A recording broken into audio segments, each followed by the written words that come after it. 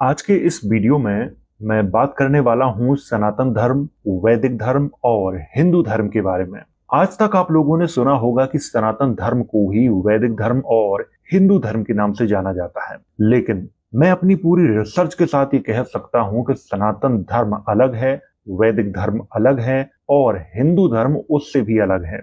मेरी इस बात को सुनकर आप लोगों को बहुत अचंभा लग रहा होगा। मैं ये क्या कह रहा हूं? मैं वही कह रहा हूं जो मैंने अपनी रिसर्च में पाया। आप लोग इस वीडियो को पूरा देखें और एक एक शब्द ध्यान से समझें, क्योंकि मैं आपको विस्तार से एक एक शब्द समझाने वाला हूं। हाँ, एक बात और ध्यान से सुन लो, मैं ये वीडियो केवल जानकारी की दृष्टि से बना रहा हूं। किसी भी व्यक्ति, धर्म, समाज, वंश, परंपरा आदि को नीचा दिखाने या फिर उनकी भावनाओं को आहत करने के लिए नहीं बना रहा हूं। तो आइए वीडियो की शुरुआत करते हैं।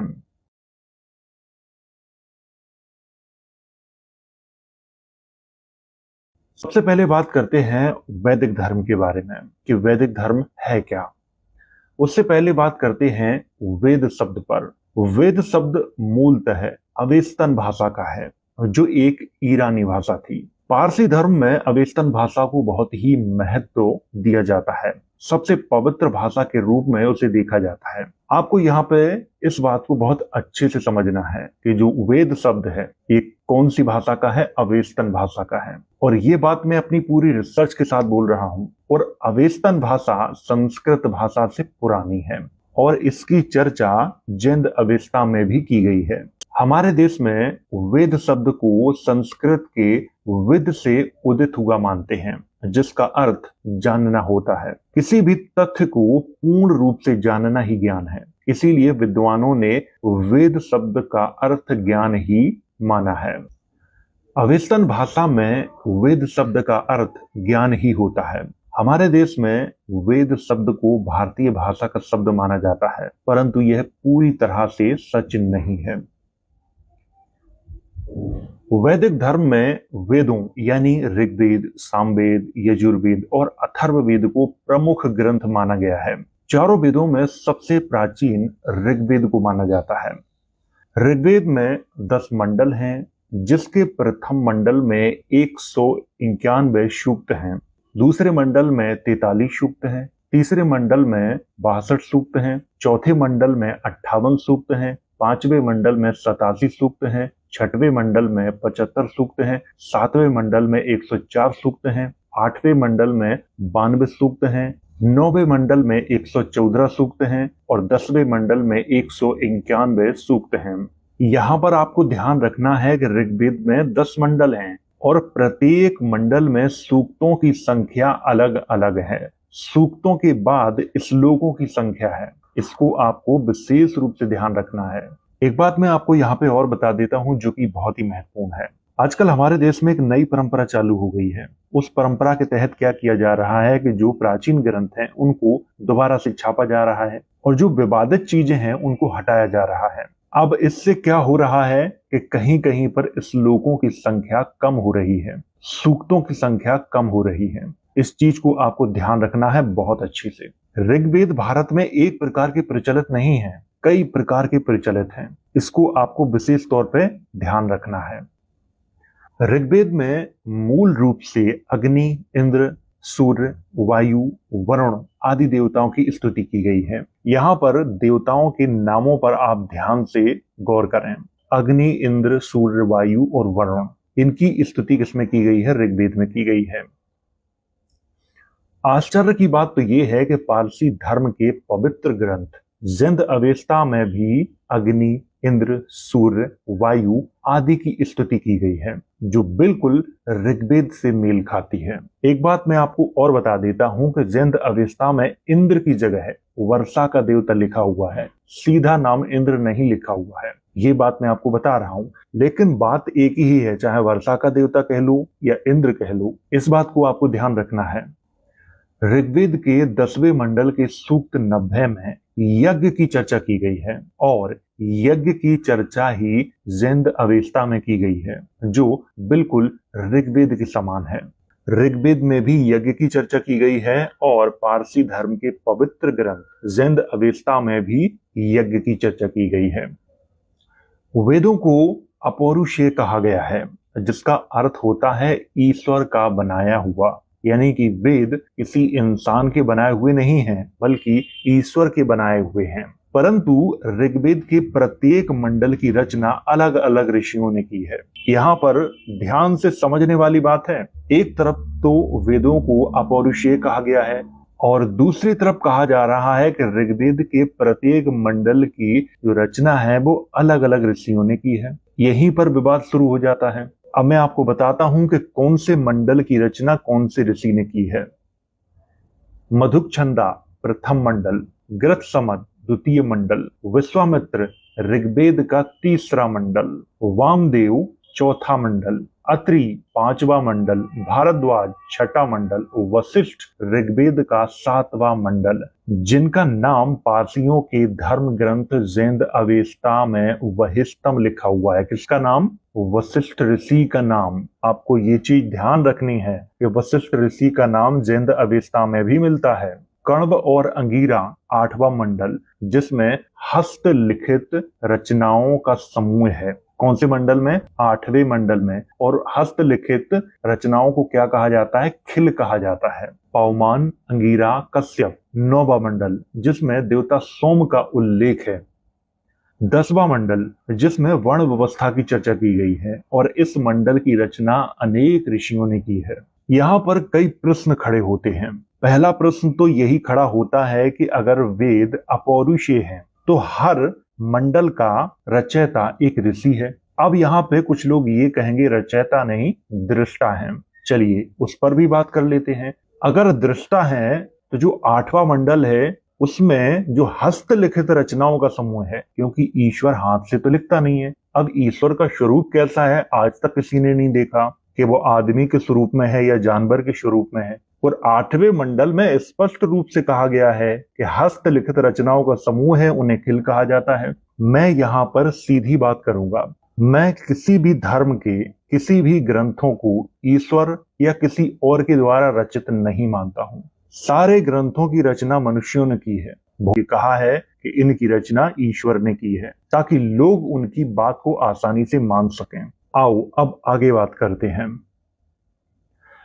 वैदिक धर्म में मूर्ति पूजा को महत्व नहीं दिया गया है, क्योंकि वैदिक धर्म के कर्म कांडों में यज्ञ की पद्धति को स्वीकार किया गया है। इस बात को आप लोग भी मानते हो कि वैदिक धर्म में यज्ञ को सबसे ज्यादा महत्व दिया गया है। वैदिक धर्म में यज्ञ को सबसे पवित्र माना गया है और यज्ञ कई प्रकार के होते थे, जैसे अश्वमेध यज्ञ, राजसूय यज्ञ, वाजपेयी यज्ञ आदि। ब्राह्मण वो हैं जो मांस नहीं खाते हैं। वो कौन है? वो सनातन परंपरा को मानने वाले ब्राह्मण हैं। अगर आपको यकीन ना हो तो आप ब्राह्मणों में जाके इस बात को पूछ सकते हैं कौन मांस खाता है और कौन मांस नहीं खाता है। सनातन परंपरा को मानने वाले ब्राह्मण मांस तो छोड़ो, प्याज और लहसुन तक नहीं खाते हैं। वैदिक धर्म में वर्ण व्यवस्था को मान्यता दी गई है, जिसमें 4 वर्ण हैं, ब्राह्मण, क्षत्रिय, वैश्य और शूद्र। यही वर्ण व्यवस्था का उल्लेख ईरान के प्राचीन ग्रंथों में भी देखने को मिलता है। ये बहुत सोचने और समझने वाली बात है और ये बात तो बिल्कुल माननी पड़ेगी आपको कि वैदिक धर्म में वर्ण व्यवस्था का उल्लेख किया गया है। ऋग्वेद के 10वें मंडल में स्पष्ट रूप से इसका उल्लेख किया गया है। और जब आप ईरान के प्राचीन ग्रंथ पढ़ोगे वहां पर भी वर्ण व्यवस्था का उल्लेख मिलता है। तो ये तो थी एक बेसिक जानकारी वैदिक धर्म के बारे में।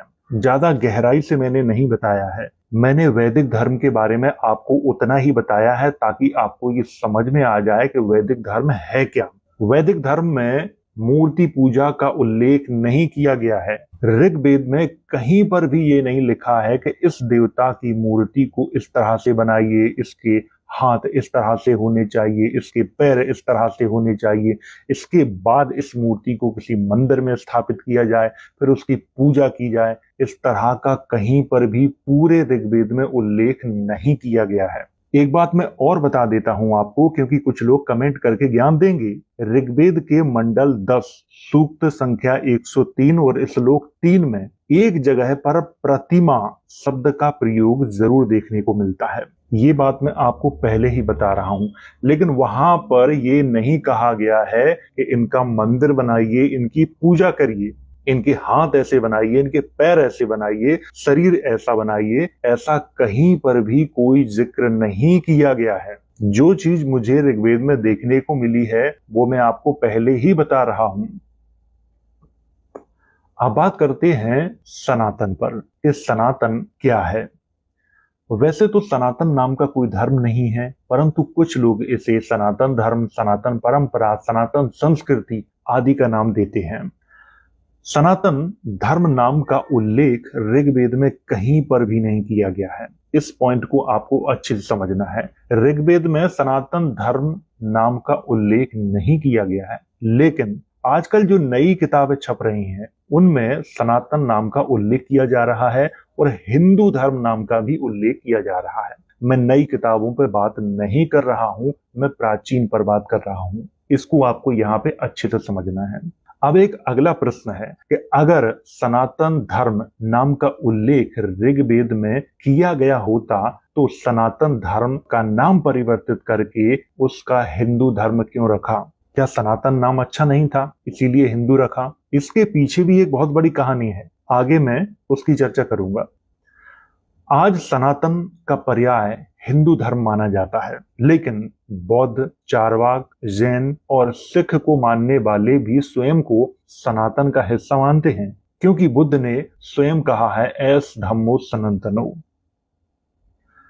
सनातन को खत्म करने के लिए ईरानी लोगों ने हिंदू शब्द को मान्यता दी है, ताकि सनातन का पूरी तरह से खात्मा हो जाए और लोग उसका नाम तक भूल जाएं। यही मुख्य कारण है कि आजकल सनातन की जगह हिंदू शब्द को ज्यादा प्रचारित किया जा रहा है।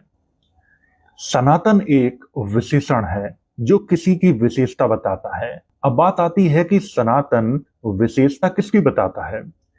बुद्ध ने कहा है एस धम्मो सनातनो, यानी यही धम्म, संस्कृत में धर्म, सनातन है। यहां पर बुद्ध ने धम्म को सनातन कहा है, परंतु हमारी मूर्खता का आलम देखिए कि हम आजकल इसका उल्टा सनातन धर्म कहते हैं।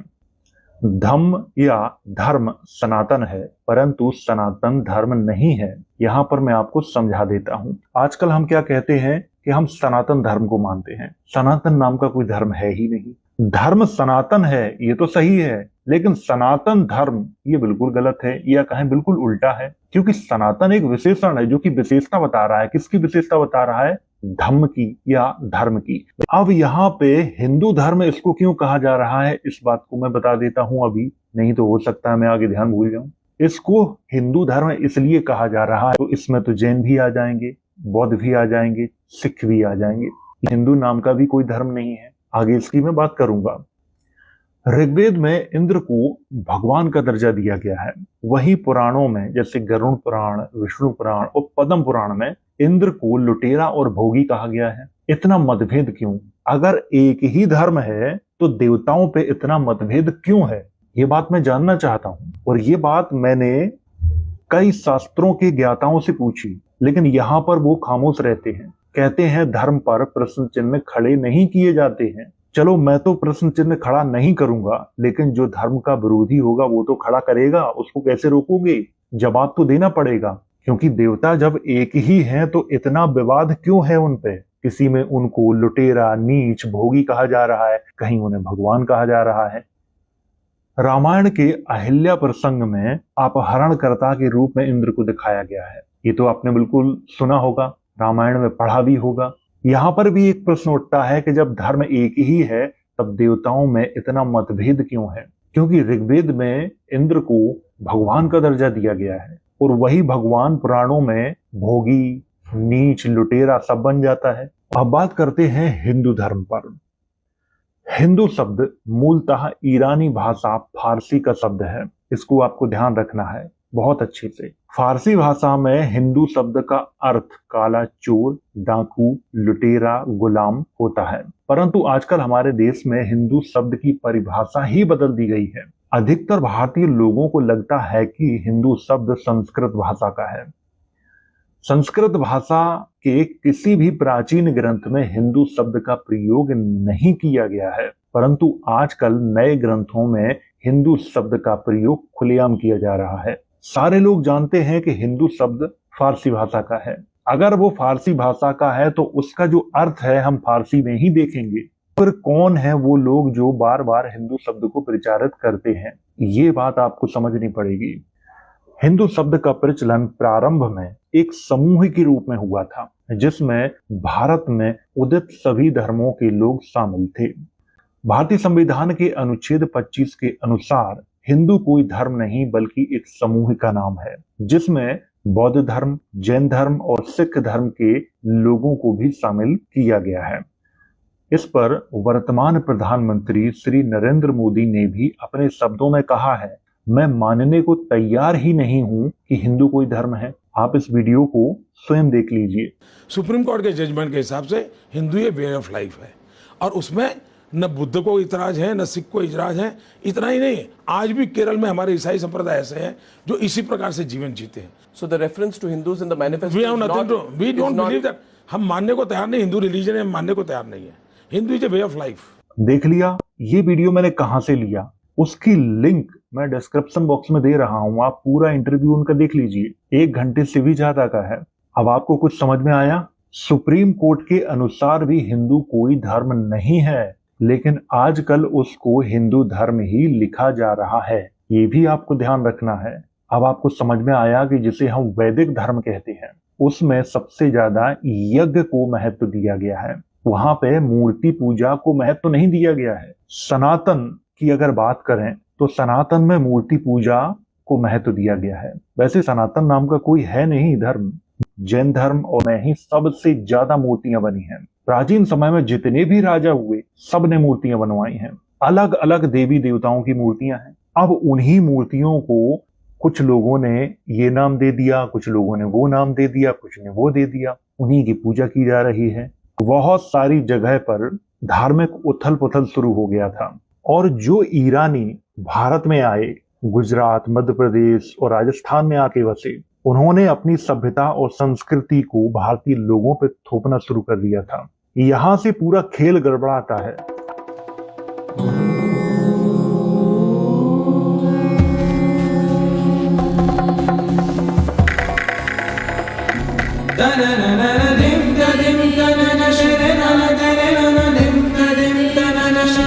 Da na na